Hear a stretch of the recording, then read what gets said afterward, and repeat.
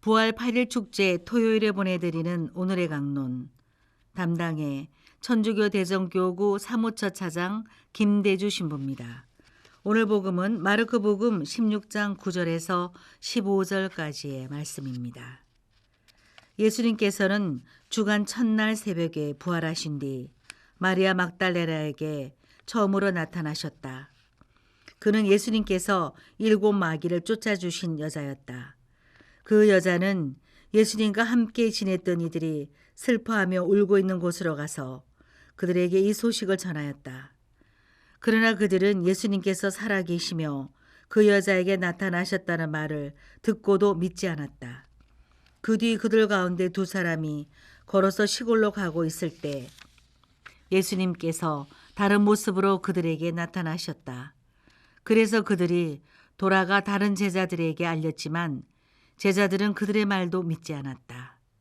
마침내 11 제자가 식탁에 앉아 있을 때에 예수님께서 나타나셨다. 그리고 그들의 불신과 완고한 마음을 꾸짖으셨다. 되살아난 당신을 본 이들의 말을 그들이 믿지 않았기 때문이다. 예수님께서는 이어서 그들에게 이르셨다. 너희는 온 세상에 가서 모든 피조물에게 복음을 선포하여라. 신학과 4학년을 마치고 인도에서 사목 실습을 했습니다. 사랑의 선교회와 연결되어 봉사했는데요.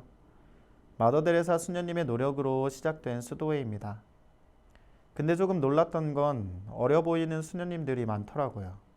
그 더운 데서 기도하고 어려운 봉사들도 척척 해내는 그 수녀님들을 떠올리면 죽음보다 더 강한 사랑, 죽음도 갈라놓을 수 없는 사랑이 있구나라는 걸 저절로 느끼게 됩니다.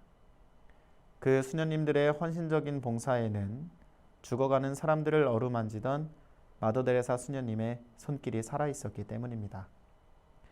아가서 8장에는 사랑에 대한 다음과 같은 찬가가 등장합니다. 사랑은 죽음처럼 강하고 정열은 저승처럼 억센 것. 큰 물도 사랑을 끌 수 없고 강물도 휩쓸어 가지 못합니다. 하느님께서는 고난과 저항과 어둠 속에서도 당신의 끝없는 사랑이 함께했음을 부활이라는 사건을 통해 알려주십니다. 이 사실을 믿는다면 우리는 그 어떤 어려운 상황에서도 하느님을 찾고 이겨낼 수가 있겠죠. 이것이 우리의 삶을 변화시키는 예수님 부활의 진정한 힘입니다. 그런데 예수님의 부활은 단지 순환 이전의 삶으로 되돌아가는 게 아니었습니다. 예수님의 십자가 죽음을 부인하거나 없던 일로 만들지 않는다는 겁니다. 예수님께서는 진정으로 돌아가셨습니다. 그 사실을 받아들여야만 하죠. 그래서 부활을 믿는 것도 세상에 전하는 것도 너무나도 어려운 일입니다. 오늘 복음에서도 방에 모여있던 제자들은 예수님을 만난 마리아 막달레나와 시골로 걸어가던 제자 2 사람의 이야기를 듣고도 믿지 않습니다.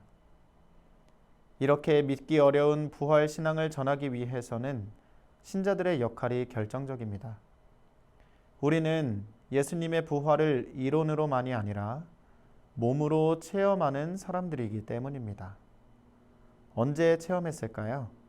예수님을 향한 믿음으로 삶의 고난을 이겨내고 새로운 삶을 살게 되었던 그 순간들이 바로 부활을 체험했던 순간입니다. 그렇게 다시 태어난 우리만이 부활의 빛을 성당 너머로 전할 수 있습니다. 그리고 그런 우리를 통해 세상이 새롭게 변화할 수 있습니다.